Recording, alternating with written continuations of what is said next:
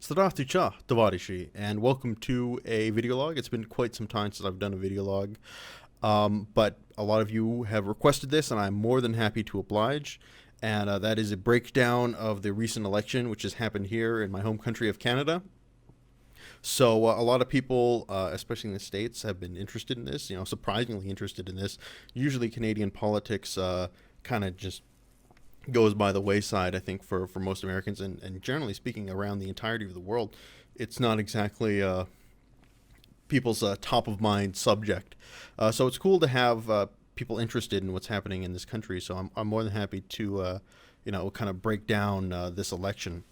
So first off, I would like to say the results were very surprising for everyone involved, including me. I did not expect what was going to happen.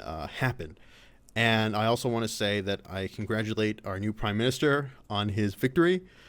He was not my first choice, but hopefully he will be an improvement over the last Prime Minister, who I was not very much a fan of. But let's go back to the start and kind of break things down at the very beginning and get some backstory. So when this election was called, were three main parties in the Canadian political system. The governing party was the Conservative Party of Canada, and they are obviously a right-leaning party. The opposition party was a Social Democratic Party called the New Democratic Party, and they were in official opposition for the first time in their history. In 2011, they were able to come from the fourth party in Parliament all the way to the second. So it was a pretty amazing election that year. And they did this primarily by securing the vote in the province of Quebec. And then third is the Liberal Party, and they were in third. And the Liberals are kind of seen as the traditional governing party of Canada, that over our history, I believe the Liberals have held power for the longest. And most of our most famous prime ministers are generally liberal prime ministers, and they're kind of seen as the natural governing party. But they were severely beaten in the last election and spent a lot of time in the political wilderness. So anyway, on coming to this election. And for those of you who don't know how the electoral system in Canada works, it's very similar, almost I'd say the exact same, as parliamentary systems, especially predominantly, the parliamentary system in the United Kingdom, which, obviously was one of their exports to this country. The Americans obviously have a very different political system. They kind of crafted on their own. Ours is very much so borrowed from the United Kingdom. So the way it works is that there are 338 what are called ridings across Canada. And a riding is equivalent to a constituency. It's about 100,000 people, and every single riding gets to vote on its own member of parliament, who they send to the government of Canada. So essentially what's happening is there's 338 mini elections going on across the country. And the team, quote unquote, that wins the most of these elections gets the first chance at becoming the new government. So so in this case, spoiler alert, going to the end of the election, the Liberal Party won the most seats, so they get to form the government. It's not like in American elections where you vote, when you're going to vote in a presidential election, you're voting for the president plus your member of Congress, and maybe if you're in a Senate or a state that's holding a Senate race, your senator as well. You're voting in Canada, you vote for your candidate, and by extension, you're also voting for the party, because whoever is the leader of that party will end up becoming the prime minister. So there's a lot to consider when you're voting for your candidate in Canada, because you're considering who the individual candidate in your riding is, what kind of person they are, as well as you're considering the leader of the party. And there's a lot to, I guess, there's a lot of weight in your vote. So anyway, once all these elections have happened, you can see these results coming in, and it was very clear, very fast, that the Liberal Party was going to win government in Canada. And going into this election, they were pulling behind both the New Democratic Party and the Conservatives. Not much behind, because kind of going into the election, it was a real tight log jam. There was about 30% support apiece for the Liberals, the Conservatives, and the NDP, and for that rest of the 10% is split up between minor parties like the Green Party or the Bloc Québécois, or the Communist Party, the Marijuana Party, those guys that don't really ever get elected. So anyway, so it's a very tight race going into this election, and the main sort of factor that was really on everybody's mind is, well, not everybody's mind, is a lot of people's minds. There's a significant portion of the country that dislikes the Conservative Party intensely. So there is a lot of anti-conservative, anti-Stephen Harper, who was the previous Prime Minister and leader of the Conservative Party, sentiment. The issue in Canada, due to our voting system, it was very easy for the Conservatives to exploit divisions in the left. So if you've got two leftist parties, and if there's a riding that the Liberals get 20%, the Liberals get 30%, the NDP get 30%, and the Conservatives get 40%, the Conservatives win that riding, even though the combined opposition parties had more of the vote. So they could easily exploit this division because the right in this country was united under one party. So going into this election, there's this anti-Harper sentiment, and people are trying to decide who is, if you're an anti-Harper voter like yours truly, you have to decide which party you believe is best poised to defeat the Conservatives. So the leader of the Liberal Party was a man named Justin Trudeau, and he is the son of one of probably our most famous Prime Minister, Pierre Trudeau. And Pierre Trudeau probably left his mark on this country more than any other leader has previously. He's a very, divisive political figure, but he did a lot for this country. The main thing was drafting a new constitution for us. So anyway, Justin Trudeau, Pierre Trudeau's son, is leader of the Liberal Party. The leader of the New Democrats is a man named Thomas Mulcair, and he was a provincial politician from Quebec, and a very well-known guy in that province, very strong leader, I feel, and a very intelligent and articulate man. So people who are on this anti-Harper, in this anti-Harper group, are deciding who is best going to represent us. Is it going to be the Liberals and Pierre Trudeau, or Thomas Mulcair and the NDP? And going into the election, it was very unclear. At the start, however, as things started moving along, after a couple debates, it looked like the NDP was gaining momentum. And one of the huge factors that helped people, start taking the NDP seriously as a governing party was the fact that they won the government here in Alberta. They won the provincial government here in Alberta, and that was something that was unheard of. So based off that win, it gave the federal party a boost, and they started, going into this election. However, one of these things happen, these surprise issues one of these unknown unknowns that happens so often in politics pops up. And that is a Canadian Supreme Court decision on the issue of the ncab. And, the ncab is the veil worn by Muslim women to cover their faces. The Supreme Court decision says that Muslim women are allowed to wear the ncab during Canadian citizenship ceremonies. So Stephen Harper jumps on this issue, and he's like, I'm drinking a Guinness right now. But anyway, so Stephen Harper jumps on this issue, and he says, if elected, I'm going to fight this. I'm going to make sure that these Muslim women can't cover their faces in political or in the citizenship ceremonies.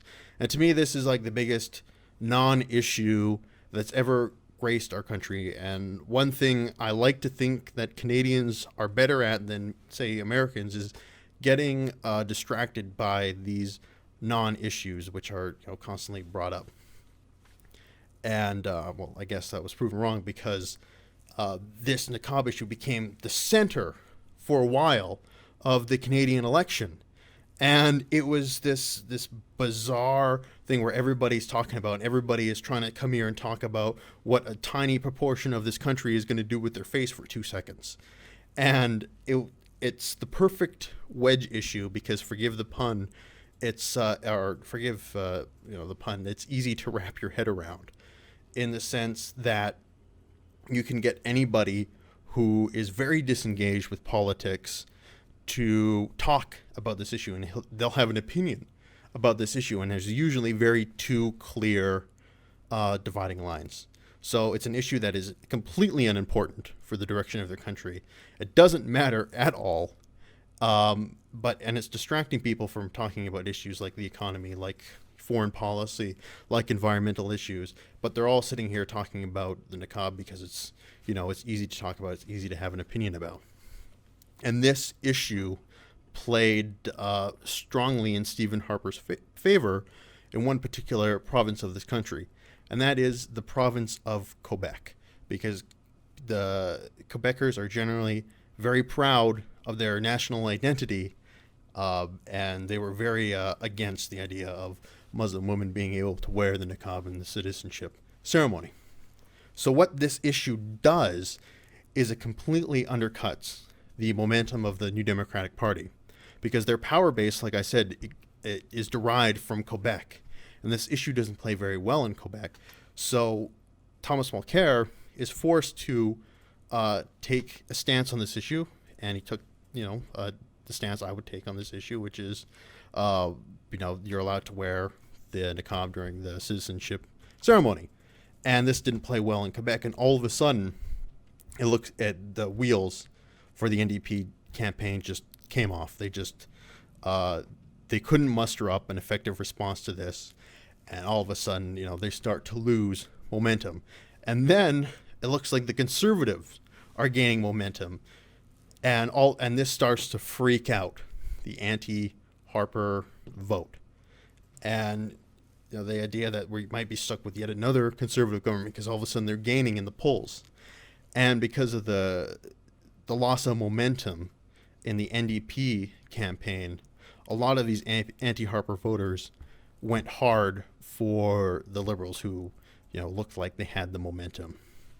And then that's where the campaign was going. So in the first part of the campaign, the NDP has the momentum. Middle part of the campaign, the Conservatives have the momentum. End of the campaign, Liberals have the momentum. And that propelled them, or was one of the issues that propelled them.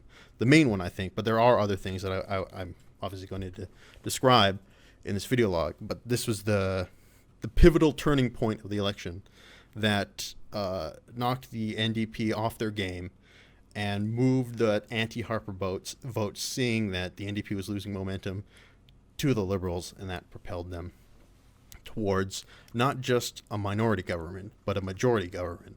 So the main difference between a minority and majority government is that if your party owns less than 50% of the seats in our legislature, which is called the House of Commons, it's a minority government. And in order to pass legislation, they need to work with another party, get another party's support, get their votes so they can get over 50%. If you're a majority government, your party owns more than 50% of those seats, so they can pass whatever legislation they want on their own. And that's an important thing, which I'm going to talk about a little bit later. So anyway, here comes election night. And I knew the Liberals were probably going to win. They had the momentum, and whoever has the momentum going into election day is, I believe, one of the critical factors in deciding who will win the campaign. And if there's no momentum from any party, in that case, always bet on the status quo, because the status quo will win if there's no momentum to change what the status quo is. And that's kind of, I think, what happened in the UK election, and I want to do a little bit of comparison between this election and that election, because there has been a few comparisons thrown out. So anyway, long story short, the Liberals have the momentum. So I'm predicting it's going to be a liberal minority. But what happened on election day is a liberal majority, and I could see it happening as soon as the vote came from Atlantic Canada. And the vote in this country it's staggered, so you will see the results coming out of certain parts of the country, particularly the east, because they're a time zone ahead of us. And then slowly, as it moves west, you'll start to see votes coming in from the rest of the country. So Atlantic Canada purports to vote first, and the Liberals sweep all the Atlantic provinces. They gain every single seat in those provinces, and at that point I knew they're probably going to form a majority, because they weren't just taking Conservative seats, they were taking NDP seats as well. Races where it's the two leftist parties versus one another, and defeating NDP incumbents that had been in Parliament for a long, long time. So once you see that the Liberals are taking those seats, you kind of know it's more than just strategic voting. It's more than just people looking at their riding and deciding, okay, I think the NDP is poised to beat the Conservatives in this riding, and I think the Liberals are poised to beat the Conservatives in this riding. So even though I'm traditionally a Liberal voter, I'm going to vote NDP because I think that they are the best poised to win in this particular riding. So once you saw that sweep, you knew, or at least I knew, that it was going to be, it was going to either be a very strong minority or a majority, which is what the Liberals were able to achieve. So, watching the votes slowly start to come in, you're seeing that, Justin Trudeau and the Liberals are going to gain a large majority, and then, that's what happened. So, looking back, I guess a little bit on the campaign, like I said, that ncab issue, I think, is the major issue which decided for a lot of strategic voters and a lot of anti-Harper voters that the Liberals are the party that I'm going to go with. But that's not the only issue, because Thomas Mulcair, leader of the NDP, a man I strongly supported, a man who I believe would be a better prime minister than Justin Trudeau, a very intelligent, articulate man, very strong on a lot of issues, I thought did not run an effective campaign, and they didn't learn a lot of the lessons that Jack Layton laid out in his 2011 campaign, which vaulted the NDP from fourth party to opposition. And that is, you need to run a positive campaign that inspires people. And in a lot of ways, especially when it looked like the NDP was losing momentum, they went very negative. And a lot of NDP supporters were not keen on attacking the Liberals because they didn't see them as an enemy. Because our goal is to defeat Harper. That's what we're working for. We want to get rid of Harper. So they didn't like the idea that the NDP was attacking the Liberals now. But not only that, Thomas Mulcair starts running a campaign that is to the right of the Liberals. So all of a sudden, the Social Democratic Party is running a campaign that's more closely aligned, more closely aligned to Harper than the Liberals' campaign. And I think they underestimated the amount of anti-Harper sentiment. And the Liberals were basically saying, I'm going to distance myself and I'm going to be diametrically opposed in my platform to Harper in nearly every single way, except for two critical reasons, which is why I couldn't support the Liberal Party of Canada. But they promised to run deficits, right? They promised if the Liberal Party gains power, we will run a deficit in order to stimulate the economy. The NDP promised to run balanced budgets. When it came to Syrian refugees, the Liberals promised to take 25,000 versus the NDP's 10,000. When it came to the issue of marijuana legalization, the Liberals promised to fully legalize marijuana, or the NDP promised to decriminalize it. So all of a sudden, it looks like the Liberals are the leftist progressive party more than the NDP, which has traditionally filled that role of a hard left party. And due to that track right, which I believe that the left never wins when they try and move right, that the more you try and move right, the more people are going to realize, I think, that, that Harper, or not Harper, just the conservative way, whatever the conservative party happens to be in the country, is the way to go. So let's just vote for the conservatives. Why would you vote for the conservatives or kind of sort of the conservatives? I'm just going to vote for the conservatives. So the left never wins when it moves to the right. And that was a huge issue of Thomas Mulcair's campaign. And that combined with the ncab, I think, ultimately undid the NDP's momentum that they had going into this campaign. And it was unfortunate to see, to say the least. So I guess I want to take this and talk about what lessons there are for politics around the country, because a lot of people, especially from Britain, have been messaging me and talking about this election. Like I had one guy, and this dude is like the only Liberal Democrat supporter left in England.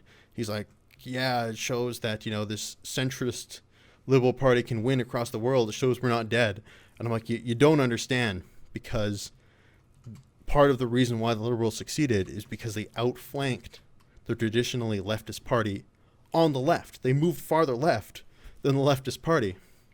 And that, in essence, showed that they were the best anti-Harper candidate. They were the least like Harper. So I think a lot of votes, again, flooded their way as part of that, and the other the momentum which is created by the lack of NDP momentum. That didn't make any sense.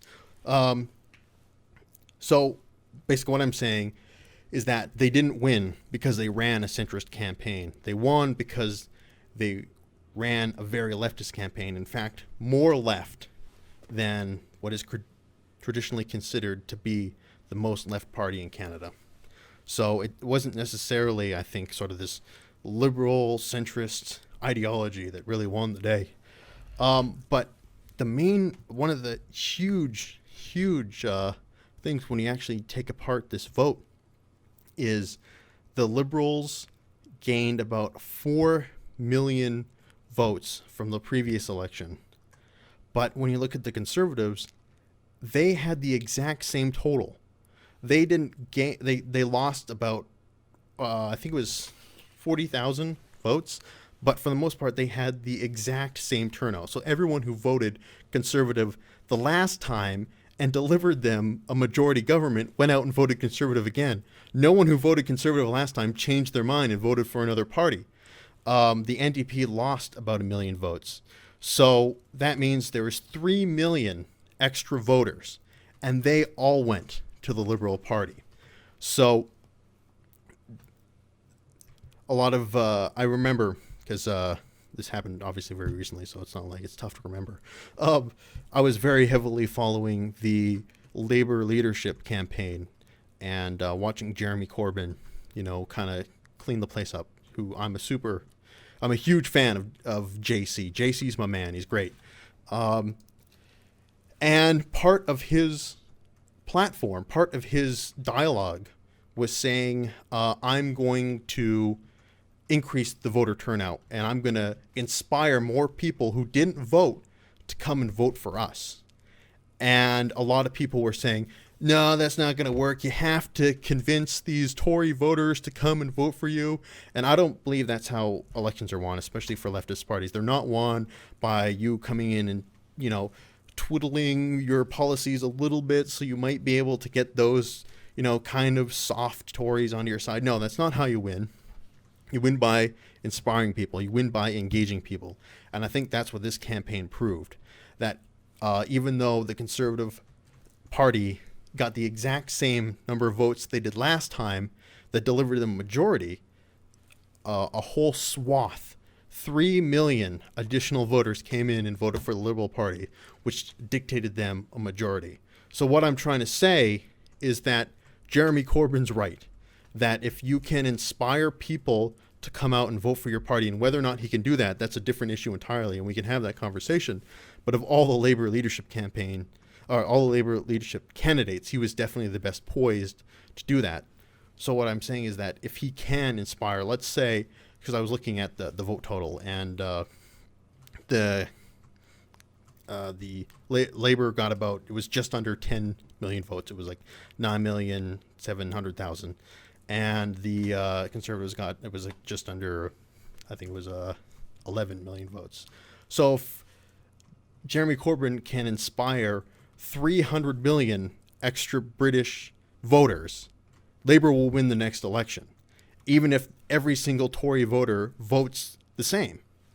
So it's really, I think, a proof of concept for this idea that if you inspire a higher voter turnout, you can actually win the election. You don't have to convert voters from the other party. It's better to try and aim for these people who are disengaged and try and engage them for your party. And so I guess that's pretty much the end of that analysis. What I want to spend the last bit of this video talking, sorry this has been kind of rambling, but I prepared like a brief outline, but it's all just kind of stream of consciousness, here it comes. But obviously I've got a lot to say on this issue. But I wrote down some of the promises the Liberals made during this election, and I want to talk about what I think their administration is going to do and how many of these promises they will actually follow through on. First, the promise to end the combat mission, the Canadian combat mission in Syria, because currently we're assisting the Americans in attacking ISIS targets in Syria. Liberals promised to end that, and they have since Justin Trudeau has since phoned up Obama and said, I intend to end the combat mission. He hasn't done it yet, but he has phoned the Americans and told him of his intention to end the combat mission. And the Americans have actually come back and said, hey, wait a second, let's talk about this. Maybe you don't want to leave so soon. And I'm interested to see if the Americans will try and exert a little power over Justin Trudeau, and if he'll reverse his position there and actually continue the combat mission. I don't know. We'll see. I hope he ends the combat mission because it's something I'm personally against. But the main promise I think the Liberals will jettison immediately is the idea of electoral reform. A lot of people, and politicians for that matter, dislike our current electoral system intensely. It's called first past the post, which, as I described earlier, whichever party gains the most seats, the most votes in their riding during an election wins the riding and wins the MP. So it doesn't matter if you win by 5,000 votes or 50 votes, you're still going to become the MP. And a lot of people, including yours truly, believe that that is not conducive for a democratic society. And the Liberals have pledged in their platform to make this election the last one under the first past the post system. I think that promise is gone because they got a majority under this system. What motivation do they have to change it? And if Justin Trudeau does change it, I will 100% give him credit, and he will gain a lot of respect from me. But I'm very skeptical that he will. The next is transparency. He's promised to make the government more open and transparent. Judging by previous Liberal governments, they haven't exactly followed through on that promise. Stephen Harper, when he came to office, promised the same thing, to make government more transparent. Said he made it less transparent. This is another promise I'm extremely skeptical of, but however, do hope that he follows through on. Tax cuts for the middle class, while tax increases on the upper class. That I think he'll do. That I think is a no-brainer. It's a huge political win. Immigration, this is the one I hope he follows through on the most, because it's most prevalent to my situation. But basically, he's promised to increase the amount of immigrants coming in, increase the amount of Syrian refugees, but most importantly for my situation, give spousal sponsorships their Canadian permanent residency immediately. As many of you know, my wife is American, and we're currently going through the immigration process to get her in this country. She now has her work permit, which is awesome, so she's working now. That's great. She's got her health care, but she can't leave the country yet until we get this card that says, she's a permanent resident of Canada. And that is, at this point, who knows how long in the future. But if Justin Trudeau follows through on his promise, then we get our PR card immediately, and my wife is essentially, she has all the same rights that a Canadian does, except you can't vote. So I really hope he follows through on that promise. That I think he will, because immigrants tend to vote Liberal, so it's a good, not just a good policy, I think, but it's good for him politically. And just the main one that everyone in the world is talking about, and I think this is part of the reason why this election has garnered so much interest over the world, is Justin Trudeau's promise to legalize and regulate marijuana. This is an issue I have reversed my opinion on. As many of you may know, my first video ever on YouTube was a video about why we shouldn't legalize marijuana. It was an anti-drug video. And I have since then reversed my opinion on. I reversed it a long time ago. It's probably been 3 or 4 years since I changed my mind on that issue. But again, this would be a huge, it would have an impact on the entirety of the world. For us to be the first, well, actually second, because Uruguay, I think, is the first to actually legalize marijuana. But for us to be like the first westernized, democratic, North American or Western European country to legalize marijuana, it would be a stamp on the world, and it would basically signal to a lot of countries who have been wanting to do this to come on board. I think it's a great idea. I don't think there's any good argument to continue the prohibition of marijuana. It's a huge tax increase for the government, and it's also a huge expenditure decrease, because you're not expending a lot of time and money to put these minor drug offenders through the justice system. So it's one thing I do hope they follow through on, and I do think they will. I think if they don't, it's going to create a lot of cynical people who voted for the Liberals this time. So this is one I think that they will definitely follow through on. When they're going to do it, I don't know. I don't think it's going to happen by the end of 2016. I think when we're a year from now, they will not have tackled this issue, even though they said they would do it immediately. But we'll have to see. So I'm trying to think if there's anything more I'd like to yammer on about, but I don't think so. I think I've pretty much covered just about everything that I wanted to cover here. Oh, actually, I kind of did want to talk about the future of the two losing parties, the NDP and the Conservatives. The Conservatives were dealt a defeat. It wasn't a crushing defeat like they've had before in this country. They were actually reduced to I believe it was 2 seats in one election. So this isn't the worst result they've ever had. They're down to about 99 seats. So they're still strong. They still have a base, but I think the Liberal government, provided they do what they say they're going to do, is going to be here for a long time. So we'll have to see. But I don't see a Conservative leader who can wrestle power away from Justin Trudeau just yet.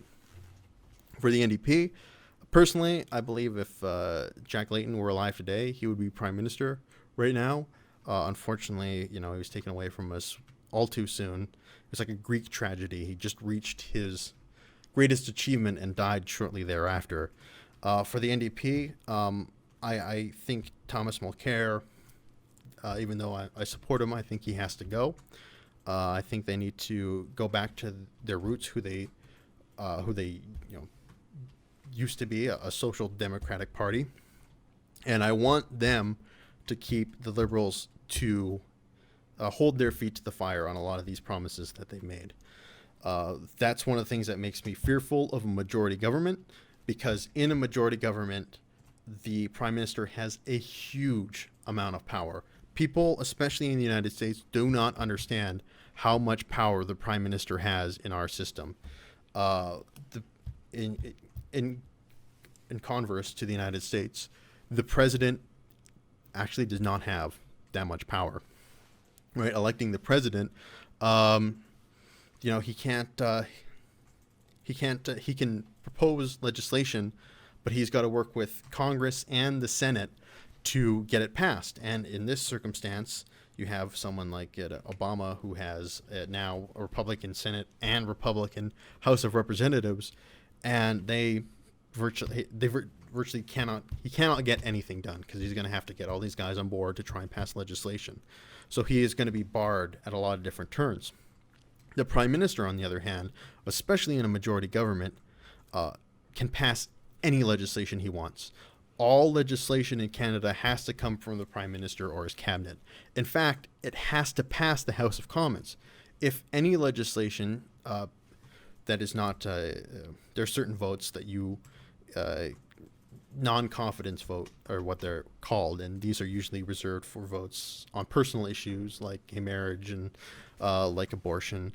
If it's a non-confidence vote, it can fail. But if it's a confidence vote, which is what most votes generally are, this vote cannot fail. If it's a confidence vote and the vote fails for whatever reason, Parliament must be dissolved and an election must be held. So, with a majority government, the Liberals can pass whatever they want. They have the MPs to pass whatever they want, and they can get a lot of shit done. They have zero excuse not to follow through on a lot of these issues that they're talking about, and a lot of these issues they promised, because they have a ton of power. In fact, they could, for something like marijuana, they could at least decriminalize it as soon as Parliament starts sitting. They could decriminalize it very, very easily and very, very quickly. Legalizing it is going to cause, it'll be a lot harder because you have to establish a framework. You have to establish, how a dispensation method is going to work. There's a lot more issues surrounding the full legalization and regulation. Decriminalization, they could do essentially tomorrow. So we've given Mr. Trudeau a lot of power, and I really hope he uses it wisely and correctly. That's why my ideal situation, what I was hoping would happen, given the circumstances that I was foreseeing, that it would be a Liberal minority, and they could form a coalition or supporting agreement with the New Democratic Party. And the NDP, in turn, could make sure their feet are held to the fire on a lot of these issues. That's not what happened. So, we've given Mr. Trudeau, like I said, a lot of power, so I hope he uses it wisely. And I guess last thing, sorry, this is really the last thing because this has gone on for almost 40 minutes. Sorry, the last thing I want to say is that it's a new day here in this country, and I'm cautiously optimistic for the future. Like I said, I'm not over the moon, but it's the political situation of this country is better on October 22nd than it was on October 18th. So with that, I want to thank you guys for watching. This has been Snilator, signing off for now, and until next time, you guys take care.